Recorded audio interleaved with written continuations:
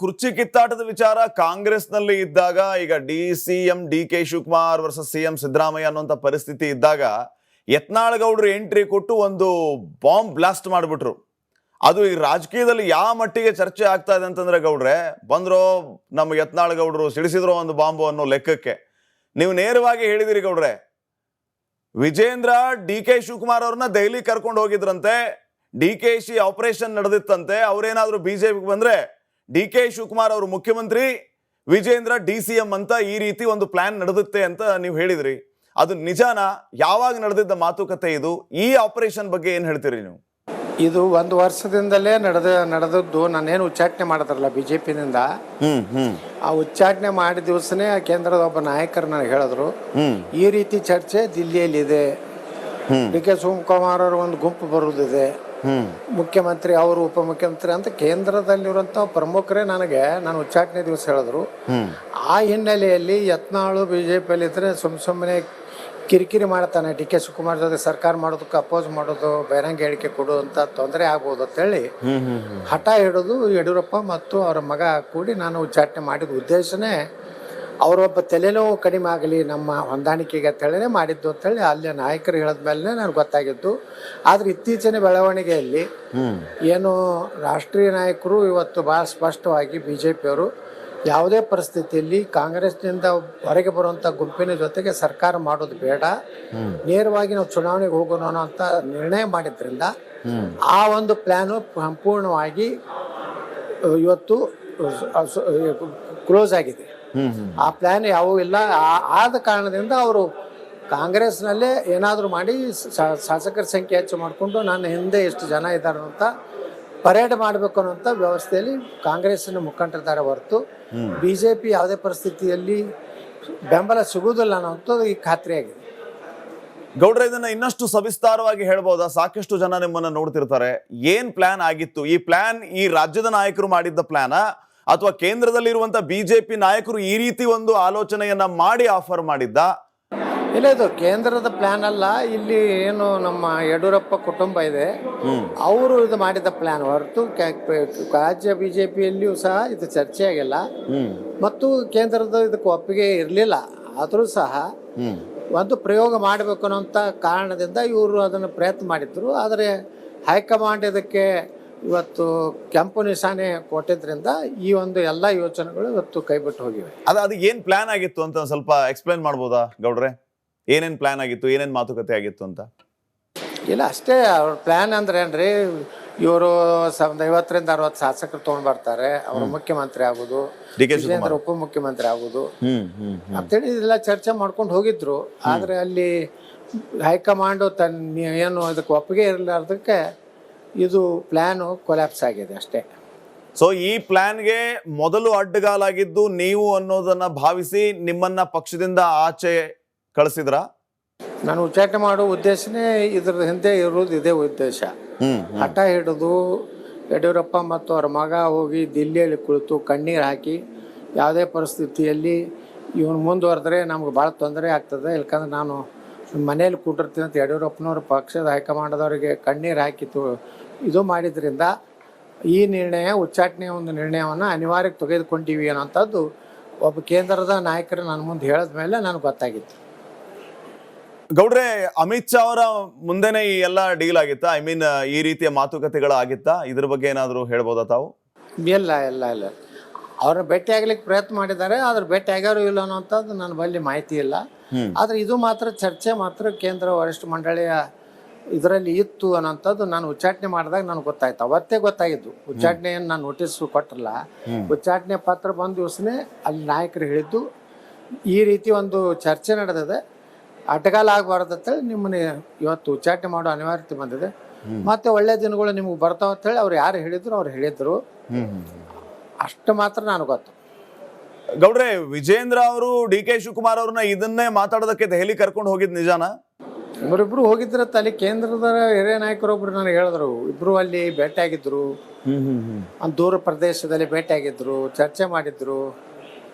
ಇದನ್ನ ಕೇಂದ್ರ ವರಿಷ್ಠ ಮಂಡಳಿ ತಲುಪಿಸಲಿಕ್ಕೆ ಪ್ರಯತ್ನ ಮಾಡಿದ್ರು. ಅದು ಅಲ್ಲಿವರೆಗೆ ಕುರ್ಚಿ ಕಿತ್ತಾಟದ ವಿಚಾರ ಕಾಂಗ್ರೆಸ್ನಲ್ಲಿ ಇದ್ದಾಗ ಈಗ CM D K Shivakumar versus CM Siddaramaiah ಅನ್ನುವಂಥ ಪರಿಸ್ಥಿತಿ ಇದ್ದಾಗ ಯತ್ನಾಳ್ ಗೌಡ್ರು ಎಂಟ್ರಿ ಕೊಟ್ಟು ಒಂದು ಬಾಂಬ್ ಬ್ಲಾಸ್ಟ್ ಮಾಡಿಬಿಟ್ರು. ಅದು ಈ ರಾಜಕೀಯದಲ್ಲಿ ಯಾವ ಮಟ್ಟಿಗೆ ಚರ್ಚೆ ಆಗ್ತಾ ಇದೆ ಅಂತಂದ್ರೆ ಗೌಡ್ರೆ, ಬಂದ್ರೋ ನಮ್ಮ ಯತ್ನಾಳ್ ಗೌಡ್ರು ಸಿಡಿಸಿದ್ರು ಒಂದು ಬಾಂಬು ಅನ್ನೋ ಲೆಕ್ಕಕ್ಕೆ. ನೀವು ನೇರವಾಗಿ ಹೇಳಿದಿರಿ ಗೌಡ್ರೆ, ವಿಜೇಂದ್ರ ಡಿ ಕೆ ಶಿವಕುಮಾರ್ ಅವ್ರನ್ನ ದೆಹಲಿ ಕರ್ಕೊಂಡು ಹೋಗಿದ್ರಂತೆ, ಡಿ ಕೆ ಶಿ ಆಪರೇಷನ್ ನಡೆದಿತ್ತಂತೆ. ಅವ್ರೇನಾದ್ರೂ ಬಿಜೆಪಿಗೆ ಬಂದ್ರೆ ಡಿ ಕೆ ಶಿವಕುಮಾರ್ ಅವರು ಮುಖ್ಯಮಂತ್ರಿ, ವಿಜೇಂದ್ರ DCM ಅಂತ ಈ ರೀತಿ ಒಂದು ಪ್ಲಾನ್ ನಡೆದುತ್ತೆ ಅಂತ ನೀವು ಹೇಳಿದ್ರಿ. ಅದು ನಿಜಾನ? ಯಾವಾಗ ನಡೆದಿದ್ದ ಮಾತುಕತೆ ಇದು? ಈ ಆಪರೇಷನ್ ಬಗ್ಗೆ ಏನ್ ಹೇಳ್ತೀರಿ ನೀವು? ಇದು ಒಂದು ವರ್ಷದಿಂದಲೇ ನಡೆದದ್ದು. ನಾನೇನು ಉಚ್ಚಾಟನೆ ಮಾಡಿದ್ರಲ್ಲ ಬಿಜೆಪಿನಿಂದ, ಆ ಉಚ್ಚಾಟನೆ ಮಾಡಿದ ದಿವಸನೇ ಕೇಂದ್ರದ ಒಬ್ಬ ನಾಯಕರು ನನಗೆ ಹೇಳಿದ್ರು, ಈ ರೀತಿ ಚರ್ಚೆ ದಿಲ್ಲಿಯಲ್ಲಿ ಇದೆ, ಡಿ ಕೆ ಶಿವಕುಮಾರ್ ಅವರು ಒಂದು ಗುಂಪು ಬರುವುದಿದೆ, ಮುಖ್ಯಮಂತ್ರಿ ಅವರು ಉಪಮುಖ್ಯಮಂತ್ರಿ ಅಂತ ಕೇಂದ್ರದಲ್ಲಿರುವಂತ ಪ್ರಮುಖರೇ ನಾನು ಉಚ್ಚಾಟನೆ ದಿವಸ ಹೇಳಿದ್ರು. ಆ ಹಿನ್ನೆಲೆಯಲ್ಲಿ ಯತ್ನಾಳು ಬಿಜೆಪಿಯಲ್ಲಿ ಇದ್ರೆ ಸುಮ್ಮನೆ ಕಿರಿಕಿರಿ ಮಾಡ್ತಾನೆ, ಡಿ ಕೆ ಶಿವಕುಮಾರ್ ಜೊತೆ ಸರ್ಕಾರ ಮಾಡೋದಕ್ಕೆ ಅಪೋಸ್ ಮಾಡೋದು, ಬಹಿರಂಗ ಹೇಳಿಕೆ ಕೊಡುವಂತ ತೊಂದರೆ ಆಗ್ಬೋದು ಅಂತೇಳಿ ಹಠ ಹಿಡಿದು ಯಡಿಯೂರಪ್ಪ ಮತ್ತು ಅವರ ಮಗ ಕೂಡಿ ನಾನು ಉಚ್ಚಾಟನೆ ಮಾಡಿದ ಉದ್ದೇಶನೇ ಅವರೊಬ್ಬ ತಲೆನೋವು ಕಡಿಮೆ ಆಗಲಿ ನಮ್ಮ ಹೊಂದಾಣಿಕೆಗೆ ಅಂತೇಳಿ ಮಾಡಿದ್ದು ಅಂತೇಳಿ ಅಲ್ಲಿ ನಾಯಕರು ಹೇಳಿದ ಮೇಲೆ ನನಗೆ ಗೊತ್ತಾಗಿದ್ದು. ಆದರೆ ಇತ್ತೀಚಿನ ಬೆಳವಣಿಗೆಯಲ್ಲಿ ಏನು ರಾಷ್ಟ್ರೀಯ ನಾಯಕರು ಇವತ್ತು ಭಾಳ ಸ್ಪಷ್ಟವಾಗಿ BJPಯವರು ಯಾವುದೇ ಪರಿಸ್ಥಿತಿಯಲ್ಲಿ ಕಾಂಗ್ರೆಸ್ನಿಂದ ಹೊರಗೆ ಬರುವಂಥ ಗುಂಪಿನ ಜೊತೆಗೆ ಸರ್ಕಾರ ಮಾಡೋದು ಬೇಡ, ನೇರವಾಗಿ ನಾವು ಚುನಾವಣೆಗೆ ಹೋಗೋಣ ಅಂತ ನಿರ್ಣಯ ಮಾಡಿದ್ರಿಂದ ಆ ಒಂದು ಪ್ಲ್ಯಾನು ಸಂಪೂರ್ಣವಾಗಿ ಇವತ್ತು ಕ್ಲೋಸ್ ಆಗಿದೆ. ಆ ಪ್ಲಾನ್ ಯಾವೂ ಇಲ್ಲ. ಆದ ಕಾರಣದಿಂದ ಅವರು ಕಾಂಗ್ರೆಸ್ನಲ್ಲೇ ಏನಾದರೂ ಮಾಡಿ ಶಾಸಕರ ಸಂಖ್ಯೆ ಹೆಚ್ಚು ಮಾಡಿಕೊಂಡು ನನ್ನ ಹಿಂದೆ ಎಷ್ಟು ಜನ ಇದ್ದಾರೆ ಅಂತ ಪರೇಡ್ ಮಾಡಬೇಕು ಅನ್ನೋಂಥ ವ್ಯವಸ್ಥೆಯಲ್ಲಿ ಕಾಂಗ್ರೆಸ್ಸಿನ ಮುಖಂಡರಿದ್ದಾರೆ ಹೊರತು ಬಿಜೆಪಿ ಯಾವುದೇ ಪರಿಸ್ಥಿತಿಯಲ್ಲಿ ಬೆಂಬಲ ಸಿಗುವುದಿಲ್ಲ ಅನ್ನೋಂಥದ್ದು ಈ ಖಾತ್ರಿಯಾಗಿದೆ. ಗೌಡ್ರ, ಇದನ್ನ ಇನ್ನಷ್ಟು ಸವಿಸ್ತಾರವಾಗಿ ಹೇಳ್ಬೋದಾ? ಸಾಕಷ್ಟು ಜನ ನಿಮ್ಮನ್ನ ನೋಡ್ತಿರ್ತಾರೆ.